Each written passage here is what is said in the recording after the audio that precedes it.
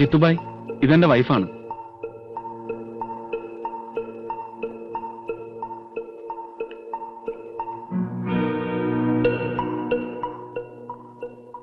ജിത്തുബായ് ബോംബെയിൽ വലിയ ബിസിനസ്സുള്ള ആളാ. പുലർച്ചയ്ക്ക് വന്നു. ഇവിടെ? നേരെ ഇവിടേക്കാണ് വന്നത്. 2-3 ദിവസം ഉണ്ടാവും. ഇവിടെയാണ് താമസം. ഇവിടെയോ? ഇവിടെ എന്തിന്? കാശുകാരല്ലേ? ഏതെങ്കിലും വലിയ ഹോട്ടലിൽ പോട്ടെ. പതുക്കെ പറ. പോണെന്ന് പറയാൻ പറ്റില്ല. അയാളുടെ വീടായത്. ആ അധികാരത്തിലല്ല. അയാളുടെ പേരിൽ പഴയ ഒരു വാറന്റ് ഉണ്ട് ഇപ്പോഴും നിലവിൽ. ഹോട്ടലിലാവുമ്പോ നീ പേടിക്കേണ്ട കാര്യമൊന്നുമില്ല. വാറന്റ് എന്ന് വെച്ചാൽ കൊലപ്പുള്ളിയാണോ എന്നൊന്നുമില്ല. അറിയോ? എന്തോ ഒരു വിദേശ പണത്തിന്റെ പഴയ കേസ്.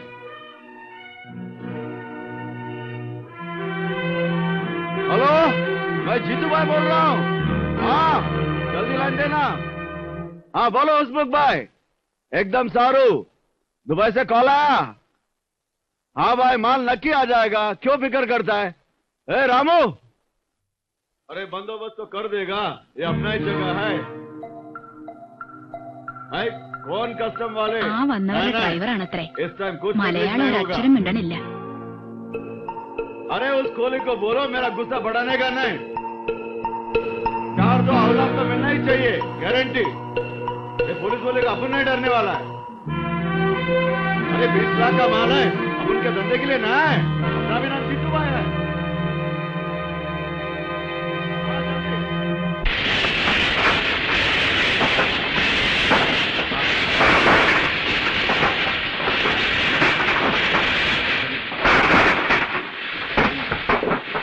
മൂപ്പ, ഇതാരും മുതലാളിയാ? ഇതങ്ങോട്ടാ മൂപ്പ?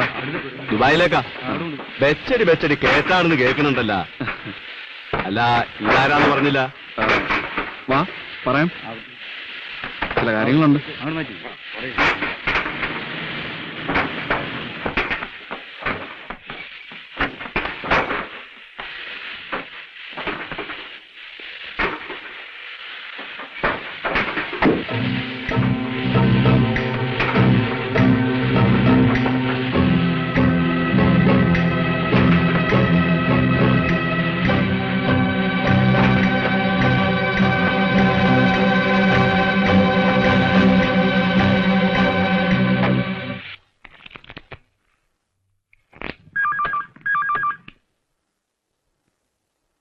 हाँ वसीम भाई बोलो.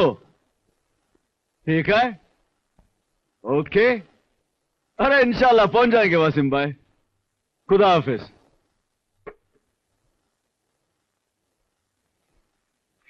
अड़ा सलीम, കാറിൽ നീ സിഗരറ്റ് അല്ലടാ. അടാ സലീം. സലീമും ജഹാംഗീർ ഒന്നും ഇല്ലാന്ന് പറഞ്ഞേക്കും മീനാക്ഷമ്മേ. ഇയാള് പറഞ്ഞിട്ട് തന്നെയല്ലേ ആ ആശ്രയകർ എവിടേക്കോ പോയത്?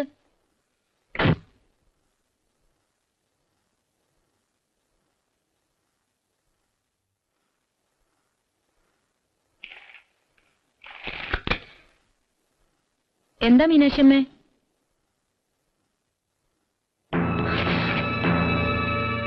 വെറുതെ ഇരുന്ന് ബോറടിക്കാൻ നമ്മൾ രണ്ടാളുമല്ലേ.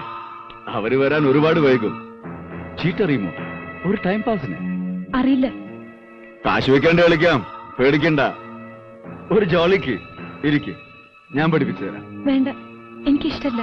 ഒക്കെ അറിയണ്ടേ? നിങ്ങൾ ബോംബെ വന്നിട്ടില്ലേ? ഇല്ല. രാജൻ വരുന്നുണ്ട്, കൂടെ വരുന്ന്. അവിടെ നമ്മളുടെ ഗസ്റ്റ് ഹൗസിൽ 4 മുറി എയർ കണ്ടീഷനാ. ഹോട്ടലൊന്നും വേണ്ട. ബോംബെ ഒക്കെ കാണണ്ടേ അല്ലേ? വരാം.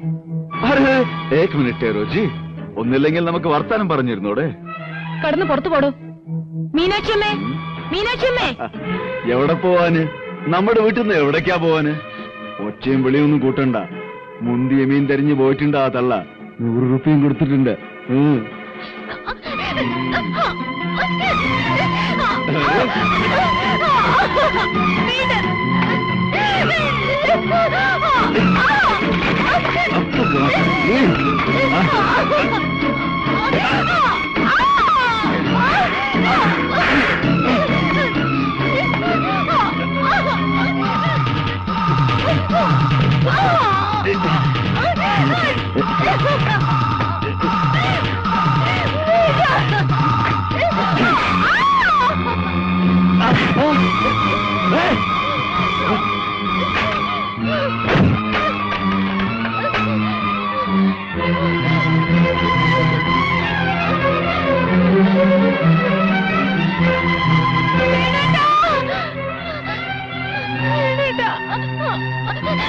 ദേവി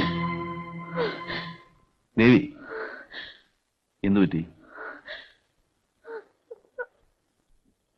സാരമില്ല, എന്തായാലും പേടിക്കണ്ട. ഞാനില്ലേ കുട്ടി. വാ കുമാരേട്ടാ, കുറച്ച് തണുത്തോളം കൊടുക്കും.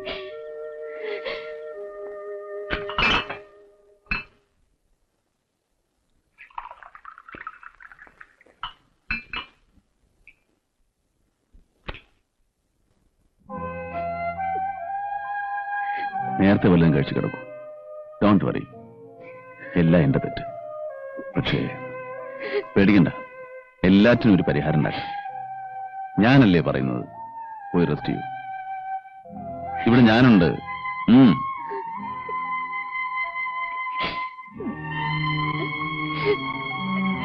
ധൈര്യമായിരുന്നു.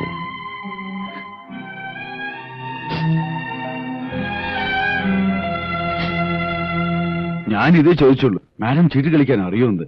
ചീട്ടയും കശയ്ക്ക് നമ്മൾ നിന്നപ്പോ ഇറങ്ങിയൊരു പോക്ക്. കമാല്, ഞങ്ങളെന്നാ പെണ്ണുകളെ കാണാത്തവരോ? ആരെ ബാത് ദേക്കേ ഹംനെ.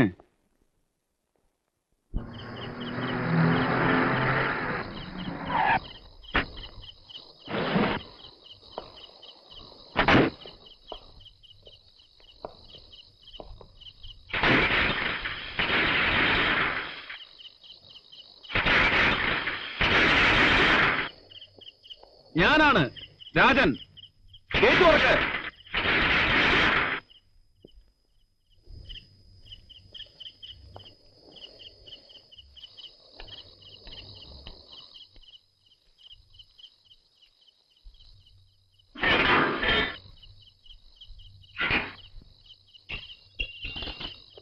നീ മാത്രം അകത്ത് വരാം. ദേവി ഇവിടെ വന്നോ? വാ, അകത്ത് വാ, പറയട്ടെ.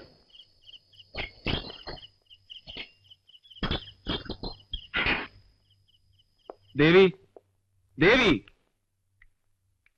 അവളവിടെ. ഒരു സെക്കൻഡ്. ദേവി, ദേവി, ഉറങ്ങിയോ?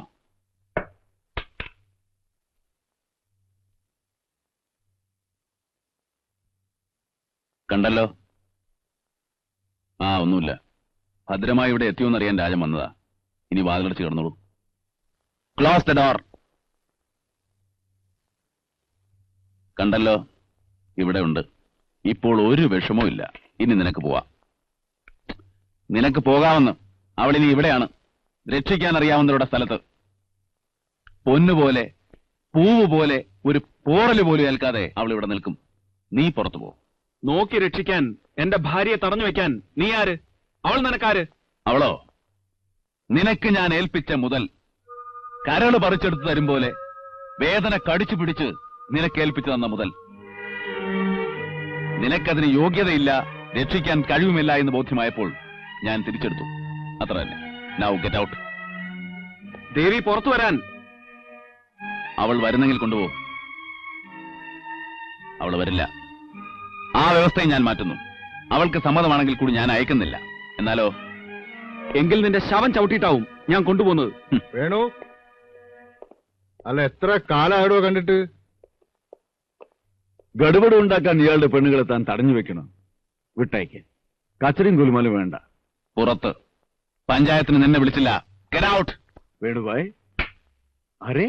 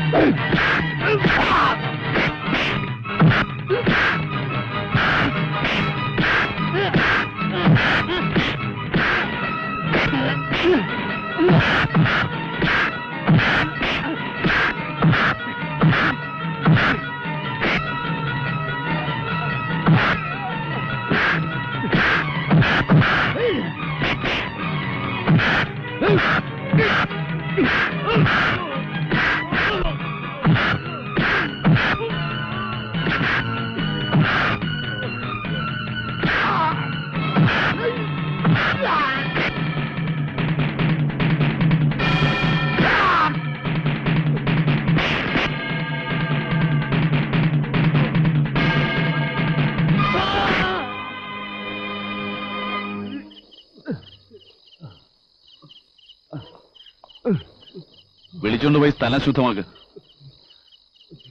നാളെ നമുക്ക് ഇവിടെ ഒന്ന് പുണ്യാഹം തളിക്കണം കുമാരേട്ടാ.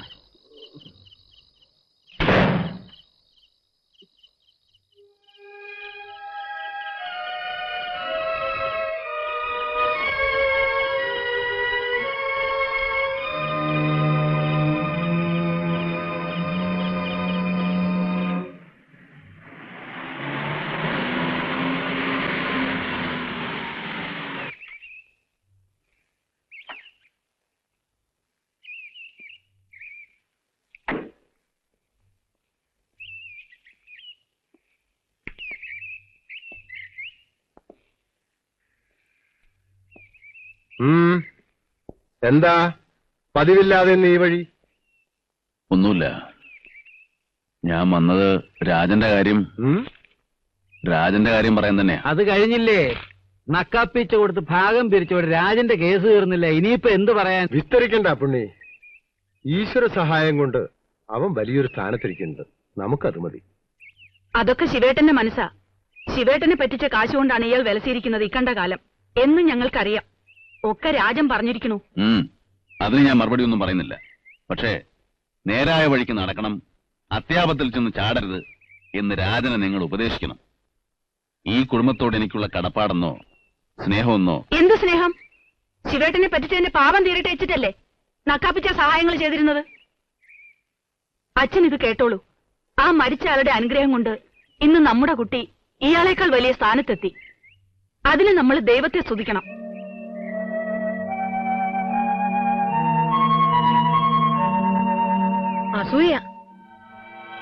അസൂയക്ക് മരുന്നില്ല എന്ന് പറയും.